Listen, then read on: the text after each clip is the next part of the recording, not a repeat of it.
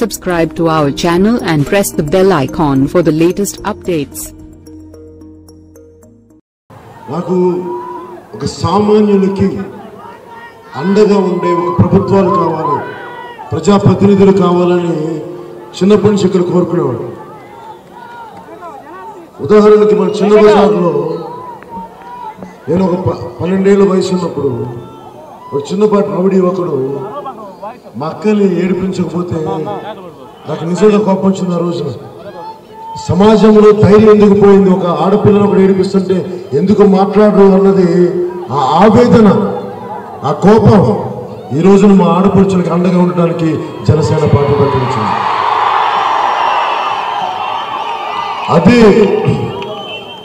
ఆరంభం నెల్లూరు, నా నెల్లూరు టౌన్, నా నెల్లూరు జిల్లా. అలాగే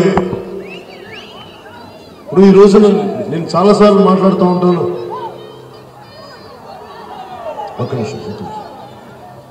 ఒక సమస్యని వదిలేస్తే ఒక 33 దశాబ్దాల తర్వాత ఎలా చుట్టుకుంటుంది అనేది నాకు జరిగిన ఉదాహరణ మీకు చెప్తాను. మనకి తెలంగాణ సమస్య, తెలంగాణ రాష్ట్రం విడిపోవటం అనేది సౌండ్ సెక్షన్ ఎక్కువ వస్తుంది. నేను ఒక నిమిషం నేను 10th క్లాస్లో ఉన్నప్పుడు దర్గామెట్లో సెయింట్ జోసెఫ్ స్కూల్ చదువుతున్నప్పుడు నా స్నేహితుడు ఒకడిని హైదరాబాద్కి వెళ్తే 6 నెలలు తిరిగి వచ్చేసాడు. 3-4 నెలలు. ఏంటంటే నువ్వు ఇక్కడ ఓడిపోయి కాదు అని చెప్పి ఆంధ్రవాడు అని చెప్పి కొట్టి పంపించేశారు. నేను అనుకున్నాను ఆ రోజున పిల్లల గొడవలే అనుకున్నాను. కానీ అదే 3 దశాబ్దాల తర్వాత ఆంధ్రులందరినీ కంటనిచ్చేలా చేసింది, హైదరాబాద్ లేకుండా చేసింది. ఒక పాలసీని వదిలేస్తే, సమస్యని పట్టించుకోకుండా వదిలేస్తే, మా తరంకి ఎంత దెబ్బ తగిలితే పక్కన పెడితే ఒక్కసారి అక్కడున్న యువతరం అంత అవకాశాలు కోల్పోయింది. హైదరాబాద్లో నాన్ లోకల్స్ అయిపోయారు. సొంత రాష్ట్రం పరాయి రాష్ట్రం అయిపోయింది 5 దశాబ్దాల తర్వాత. నా భయం ఈ రోజున రాజకీయ నేతలు, ప్రజాప్రతినిధులు కేవలం తమ సొంతం కోసం పనిచేసుకుంటూ వెళ్ళిపోయి సమస్యల్ని వదిలేస్తే దాన్ని ఏ స్థాయికి వస్తుంది అనేది ఎప్పుడో మేము చిన్నప్పుడు 10th క్లాస్లో పడ్డ ఒక మాట రాష్ట్రం విడిపోయే స్థాయికి కూడా అది వెళ్ళింది అంటే అది మన ప్రజాప్రతినిధుల తాలూకు వైఫల్యం. అది నేను ప్రధానమంత్రి గారికి ఒకసారి 2014లో గాంధీనగర్లో కలిసినప్పుడు ఒక మాట చెప్పాను. ఒక మన కావలిని సంబంధించిన ఒక కుర్రాడు, ఇంటర్మీడియట్ కుర్రవాడు, ముఖ్యమంత్రి, అప్పుడు ఇంకా ముఖ్యమంత్రి కాల, అప్పుడు ఇంకా తెలంగాణ రాష్ట్ర సమితి నాయకులే కేసీఆర్ గారు, ఆయనకి చంపేస్తానని చెప్పి ఒక బెదిరింపు పెట్టారంట. అబ్బాయి, కావలి అబ్బాయి, 16-17 ఏళ్ళ కుర్రాడు, intermediate first year second year. నేను చెప్పాను ప్రధానమంత్రి గారికి, అభ్యర్థిగా ఉన్నప్పుడు చెప్పాను గాంధీనగర్లో, సార్ యువత ఏం తప్పులు చేసిందని వాళ్ళ శిక్షణ పెంచాలి. ఒక చిన్నపాటి కుర్రాడు ఒక పెద్ద ఉద్యమ స్థాయి నాయకుడిని కోపంతో అడగాలి అంటే ఎంత ఆవేదన ఉంటుంది. ఇలాగే తప్పులు చేసుకుంటూ వెళ్ళిపోతే కష్టపడి త్యాగాలు చేసి భారతదేశం అనేది ఒకటి వచ్చింది. మళ్ళీ ఇదే త్యాగాలు నిర్లక్ష్య ఫలితంగా నిర్లక్ష్యం చేసుకుంటూ వెళ్ళిపోతే రేపొద్దున భవిష్యత్తులో భారతదేశంలో అంతర్గత కలహాలు రావని చెప్పి ప్రధానమంత్రి గారు తెలియజేసిన రోజున నా భయం ఏదో ఒక ఎన్నికల కోసం వచ్చేసి ఒకరోజు వచ్చి వెళ్ళిపోవడానికి రాలేదు జనసేన పార్టీ.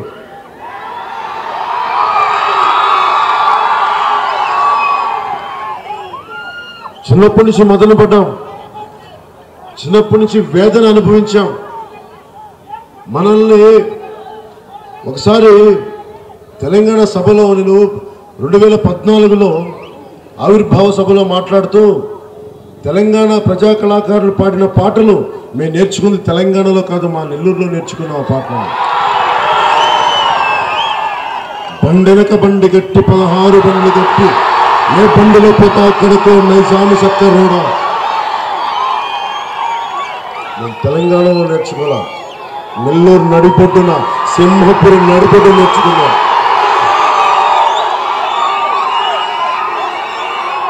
తెలంగాణ సాయుధ పోరాటానికి ఎవరు వెళ్ళింది? మన బిడ్డ పుచ్చలపల్లి సుందరయ్య గారి వైపు పోరాటం. అంటే ఒక తరం నాయకులు అందరూ బాగుండాలని చేస్తే ఇంకో తరం నాయకులు మనం విచ్ఛిన్నమైపోవాలని చూస్తూ ఉంటే దేశాన్ని ప్రేమించేవాడు, సమాజం హితువు కోరుకునేవాడు ఎవరైనా బాధపడతారు. కేసీఆర్ గారికి కూడా, తెలంగాణ నాయకులు కూడా నేను చెప్పింది 2014లో ఇప్పటికీ కానీ ప్రజాప్రతినిధులు చేసిన తప్పులు ఆంధ్ర ప్రాంత ప్రజల మీద రుద్దకండి. మాకు సంబంధం లేదు దీంట్లో. మాకేం తెలుసు? చట్టసభలకు ఎవరు వెళ్ళారు? మేము వెళ్ళా. ఇక్కడున్న మా ఆడపడుచుల చట్టసభలకి, ఇక్కడున్న మా అన్నదమ్ముల చట్టసభలకి. ఎవరో చేసిన దానికి మీరు అందరినీ ఒకటే ఘాటిని కట్టేయటం దానివల్ల మాకు బాధ కలిగించింది. నేను ఎందుకు చెప్తున్నానంటే,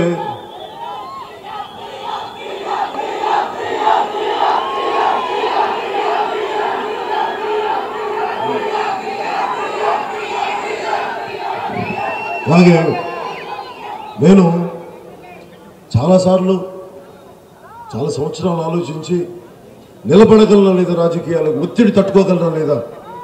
నాకు నిజంగా డబ్బులున్న వాళ్ళే, వేలకు వేల కోట్లు ఉన్న వాళ్ళే రాజకీయం జరపాలి అంటే ఇంక సామాన్యులకి అందుబాటులో లేదు. రాజకీయం సామాన్యులకు అందుబాటులో లేదు. సామాన్యులకు అందుబాటులో తేవడానికి నేను రాజకీయ పార్టీ పెట్టాను. నాన్న కానిస్టేబుల్గా జీవితాన్ని ప్రారంభించిన వ్యక్తి ఈరోజు జనసేన పార్టీకి మా తోటి కానిస్టేబుల్ కొడుకు మా వినోద్ రెడ్డిని అభ్యర్థిగా పెడుతున్నాం.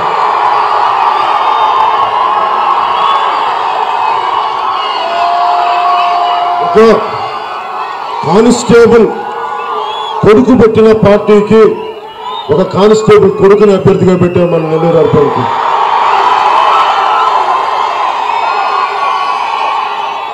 వినోదుడు చెప్పింది మాట్లాడుతూ ఉంటే మన డ్రైనేజ్ వ్యవస్థ ఎలా అయిపోయింది, అడ్డగోలుగా దోచేస్తుంటే దాని మీద పోరాటం చేసి దాని మీద ఆవేదన వెళ్ళగక్కిన వ్యక్తి. ఎంతసేపు రాజకీయం అంటే చిన్నప్పటి నుంచి చూస్తున్నాను. కేవీ సుబ్బారెడ్డి గారి ఎమ్మెల్యేగా ఉన్నప్పుడు తెలుసు, ఆనం వెంకటరెడ్డి గారు ఉన్నప్పుడు తెలుసు, ఆనం వివేకానంద రెడ్డి గారు. అన్ని కుటుంబాలు, 2 కుటుంబాల మధ్య సంతోషం ఏం కాదంట్లా. కానీ సమస్యలు తీరినప్పుడు రాజకీయం 2 కుటుంబాల మధ్యలోనే ఉన్నప్పుడు ఒక కొత్త తరానికి అవసరం అవుతుంది, కొత్త రక్తం రావాల్సిన అవసరం అవుతుంది. నెల్లూరు రూరల్కి ఎక్కడెక్కడికో మేము ఇప్పుడు ఉదాహరణకి జగన్మోహన్ రెడ్డి గారికి ఏమంటారు, ముఖ్యమంత్రి అయితే మీకు అన్నీ చేస్తానంటారు. కానీ ఒక నవ యువకుడు మనుక్రాంత్ రెడ్డి నేనేం అవ్వక్కర్లా,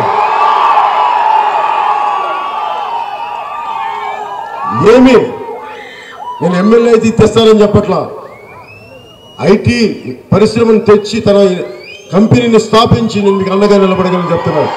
నిజమైన నాయకులు నన్ను మీరు ఏదైనా చేయని నేను మీకు ఏదో చేస్తాను అనేవాడు కాదు. నా సర్వస్వం మీకు ధారపోస్తాను, నేను మీకోసం వచ్చేవాడే నాయకుడు. నాకు అలాంటి బలమైన నాయకులు మనుక్రాంత్ రెడ్డి కానీ, వినోద్ కానీ.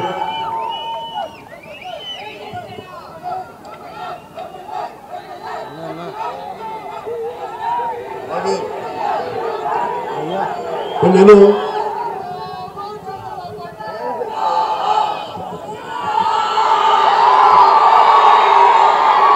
నిజంగా యువత మార్పు కోరుకుంటుంది. ప్రతిపక్ష నాయకులు జగన్మోహన్ రెడ్డి గారికి అర్థం కావట్లా, తెలుగుదేశం నాయకులకి అర్థం కావట్లా.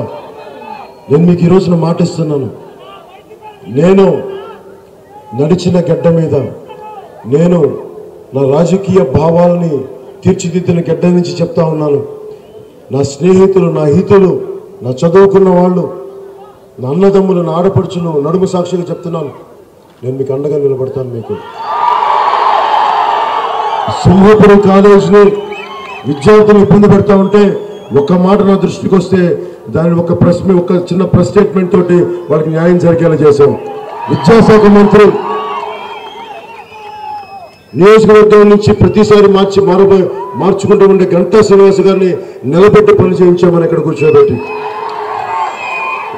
నేను జగన్మోహన్ రెడ్డి గారు లాగా, జగన్మోహన్ రెడ్డి గారు మన సింహపురి యూనివర్సిటీ విద్యార్థులు వెళ్ళారనుకోండి, ఏమంటాడు ఆయన, నన్ను ముఖ్యమంత్రి చేయండి అమ్మా అప్పుడు చేస్తానంటాడు.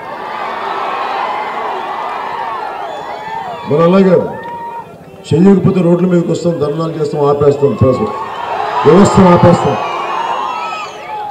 ఇలా మనం హక్కుల కోసం పోరాడకపోతే మనకి ఎవరు చేయరు. నాకు ఈ రోజున